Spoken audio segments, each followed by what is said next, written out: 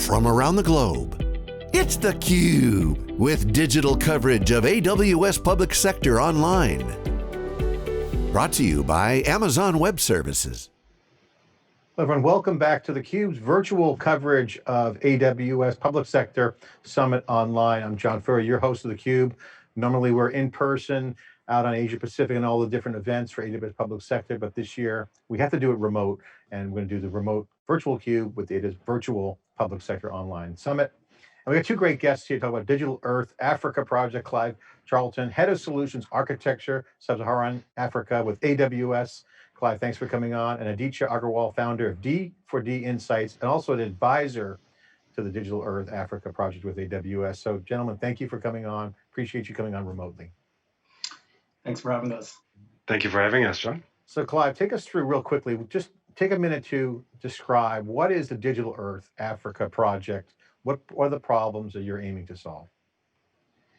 Well, we're really aiming to provide actionable data to governments and organizations around Africa by providing satellite imagery in an easy to use format, and doing that on the cloud that serves countries throughout Africa. And just from a cloud perspective, give us a quick taste of what's going on just with the tech. It's on Amazon, you got a little satellite action. Is there a ground station involved? Give us a little bit more color around, what's the scope of the project? Yep. So historically speaking, you'd have to process satellite imagery, downlink it, and then do some heavy lifting around the processing of the data.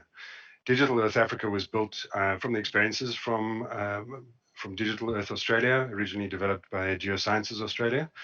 And they use container services for Kubernetes called Elastic Kubernetes Service to spin up virtual machines which are required to process the raw satellite imagery into a format called Cloud Optimized GeoTIFF. This format is used to store very large volumes of data in a format that's really easy to query. So organizations can just use an HTTP GET range request just to query a part of the file that they're interested in, which means the results are served much quicker for a much better overall experience. Under the hood, the data is stored in the Amazon Simple Storage Service, which is S3, and a metadata index in a relational database service that runs the Open Data Cube library, which allows Digital Earth Africa to store this data in both space and time. It's interesting. I just did some interviews last week on a symposium on space and cybersecurity, and we were talking about the impact of satellites and GPS and just the overall infrastructure shift, and it's just another part of the edge of the network.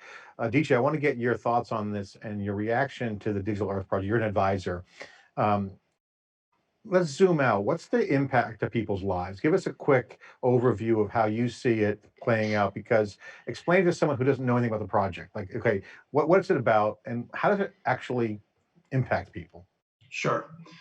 So, as Clive mentioned, I mean, there's definitely a digital infrastructure behind Digital Earth Africa in a way that it's going to be able to serve free and open satellite data. And often the issue around satellite data, especially within the context of Africa and other parts of the world, is that there's a level of capacity that's required in order to be able to use that data. But there's also all kinds of access issues because traditionally satellite data is heavy. There's the old model of being able to download the data and then being able to do something with it.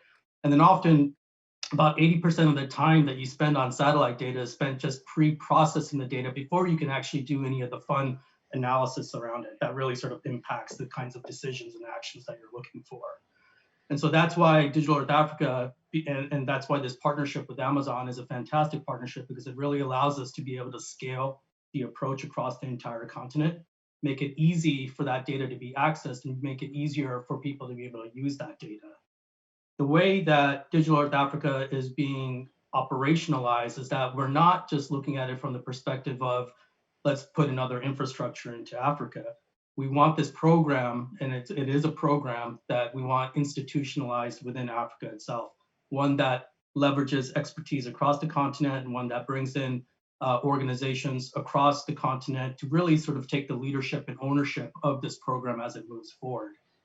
The idea of it is that once you're able to have this information, being able to address issues like food security, um, climate change, coastal resilience, land degradation, where illegal mining is, where is the water, we want to be able to do that in a way that it's really looking at what are the national development priorities within the countries themselves, and how does it also then support regional and global frameworks like Africa's Agenda 2063 and the Sustainable Development Goals.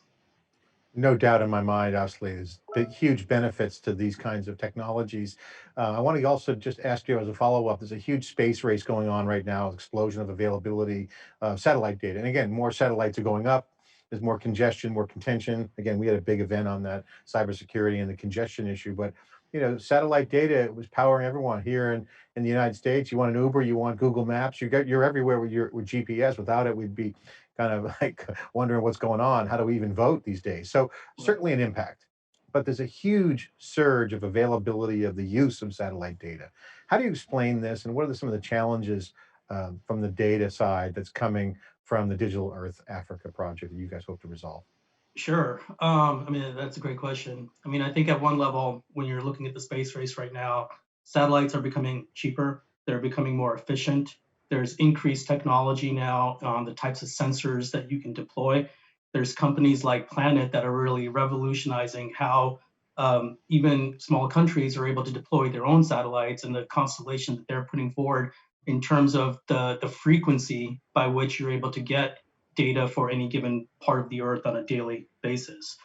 Coupled with that, and this is really sort of in Clive's purview, but the cloud computing capabilities and overall computing power that you have today than what you had 10 years, 15 years ago is so vastly different. What used to take weeks to do before for any kind of analysis on satellite data, which is heavy data, now takes minutes or hours to do. So when you put all that together, again, I think it really speaks to the power of this partnership with Amazon and really what that means for how this data is going to be delivered to Africa, because it really allows for the scalability for anything that happens through Digital Earth Africa. And so, for example, one of the approaches that we're taking as we identify what the priorities and needs are at the country level, let's say that it's land degradation, there's often common issues across countries. And so when we can take one particular issue, test it with additional countries, and then we can scale it across the whole continent because the infrastructure is there for the whole continent. Yeah, that's a great point. There's so many storylines here. We'll get to Clive in a second on sustainability. And I want to talk about the open data platform, obviously open data. Having data is one thing, but now trained data and having more trusted data becomes a huge issue. Again, I want to dig into that for a second. But Clive, I want to ask you first, what region are we in? I mean, you guys obviously have a great, first of all, we've been covering the region expansion from Bahrain all the way through, as it moves around the world. Probably soon in space, there'll be a region, Amazon space station region, probably someday in the future. But what region are you running the project out of? And why is it important? Can you share the update on the regional piece? Well, we're very pleased that Digital Earth Africa is using the new Africa region in Cape Town in South Africa, which was launched in April of this year. It's one of 24 regions around the world, and we have another 3 new regions announced. What this means for users of Digital Earth Africa is that they're able to use the region closest to them, which gives them the best user experience. It's the quickest connection for them. But more importantly, we also wanted to use an African solution for African people. And using the Africa region in Cape Town really aligned with that thinking. So localization on the data, latency, all that stuff is kind of within the region, within country here for That's right. Amazon. Yeah. And why is that important? Is there any other benefits? Why should someone care? Obviously, there's failover options having other countries to go to, but why is having something in that region important for this project? Well, it comes down to latency for the users. So being as close to the data as possible is really important for the user experience, especially when you're looking at large data sets and big queries. You don't want you don't want to be waiting a long lag time for that query to go backwards and forwards between the user and the region. So having the data in the Africa region in Cape Town is important. So talk about the region. I love when these new regions roll out from Amazon because obviously it's huge build out capex and this huge data center servers and everything. Sustainability is a huge part of the story. How does the sustainability piece fit into the data initiative supported in Africa? Can you share some updates on that?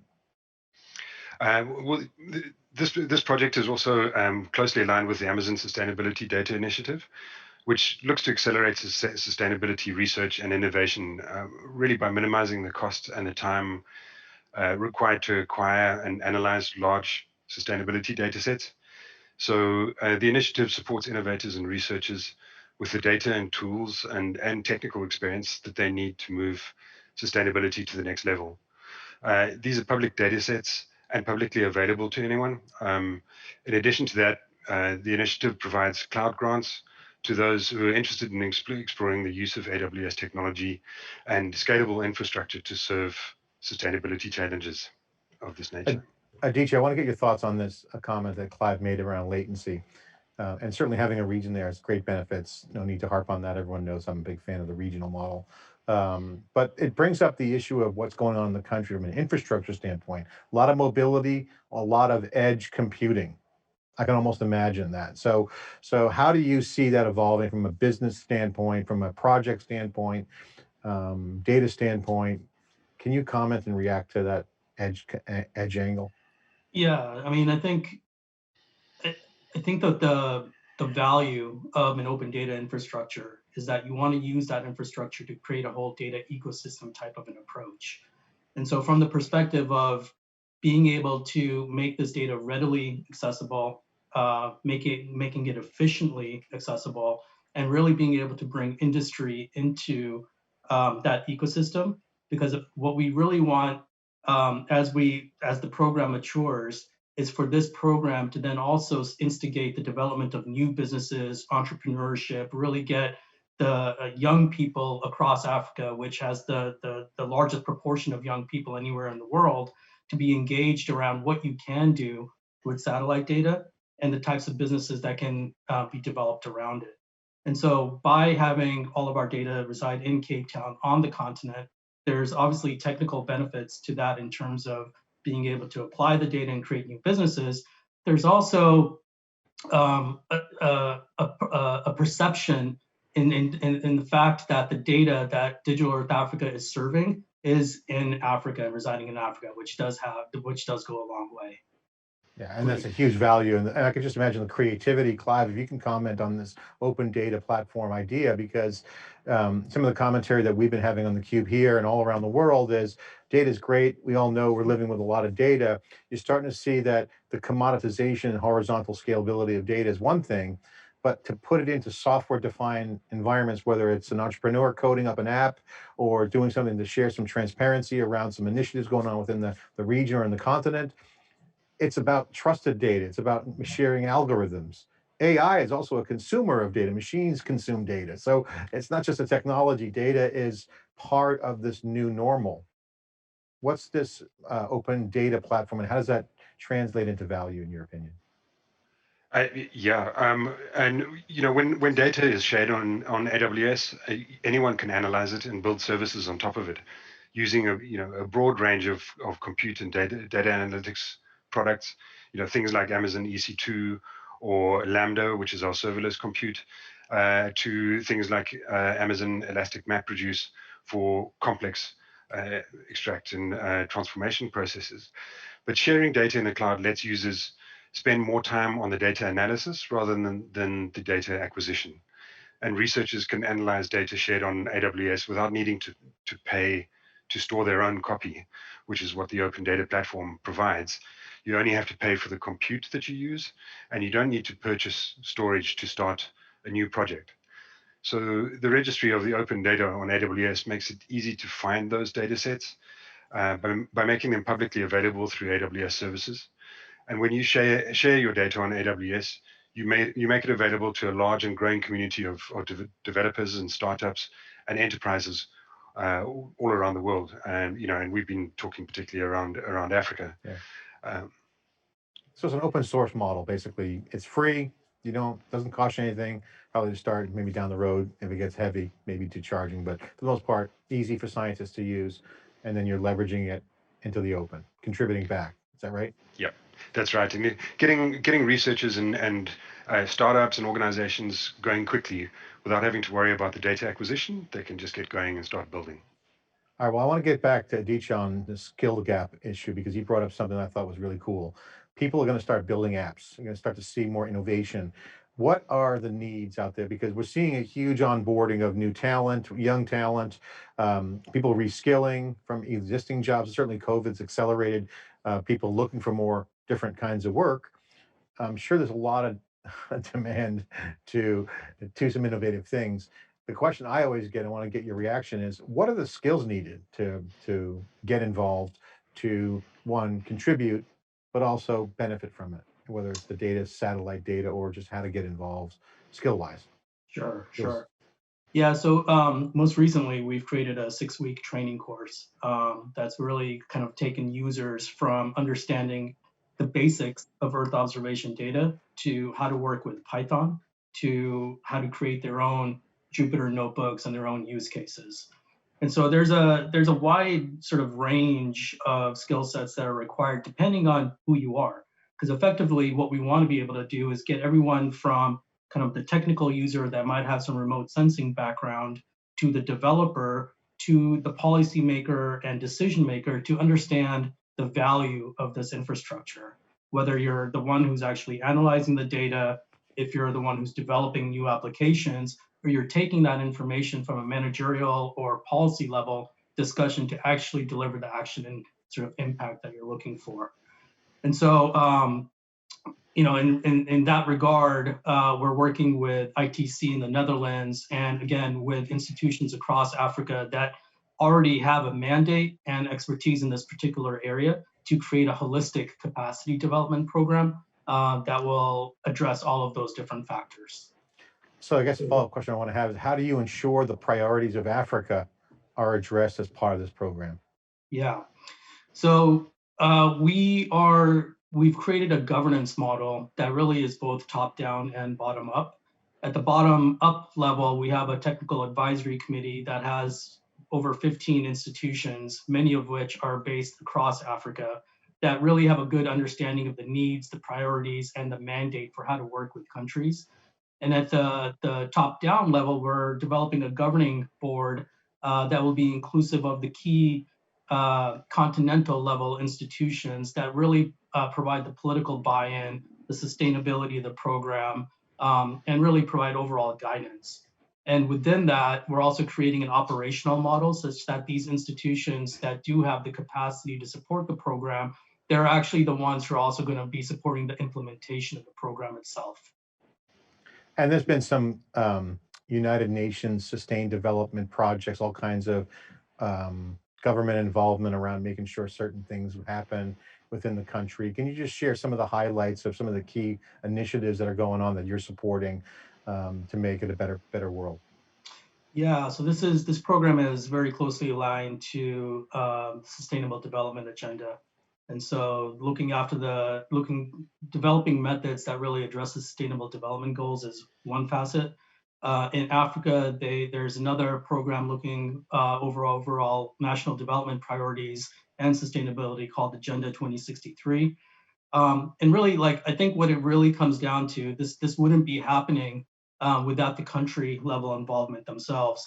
So this started with 5 countries originally: Senegal, Ghana, Kenya, Tanzania, and the government of Kenya itself has really been a kind of a founding partner for how Digital Earth Africa and its predecessor, the Africa Regional Data Cube, came to be. And so without high-level support and political buy-in within those governments, I mean, it's really because of that. That's why we're where we are. Adichie, thank you for coming on and sharing that insight. Clive, I'll give you the final word. For the folks watching, Digital Earth Africa processes petabytes of data. I mean, the satellite data is huge. You mentioned it's a new region. You're running Kubernetes, Elastic Kubernetes service, making containers easy to use, pay as you go. So you got cutting edge.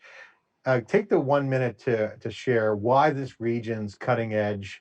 Does it have the scale of other regions? What should they know about AWS in Cape Town for Africa's new region? Take a minute to put a plug in. Yeah, thank you for that, John. So our regions are built in the same way all around the world. They're built for redundancy and reliability. They typically have a minimum of three what we call availability zones, and each one contains a cluster of data centers, and all interconnected with fast fiber. So you can survive a failure with no impact to your services. And the Cape Town region is built in exactly the same way. We have most of the services available in the Cape Town region, like most other regions. So as a user of AWS, you can have the confidence that you can deploy your services and workloads into AWS and run it in the same way, with the same kind of speed and the same kind of support and infrastructure that's backing any region anywhere else in the world. Well, great. Thanks for that plug. Aditya, thank you for your insight. And again, innovation follows cloud computing, whether you're building on top of it as a startup, a government or enterprise, or to make society better, in this case, the Digital Earth Africa project. Great story. Thank you for sharing. Appreciate it. Thank you for having us. Thank you for I'm having John, us, John. I'm John Furrier with theCUBE, virtual, remote, not in person this year. Hope to see you next time in person. Thanks for watching.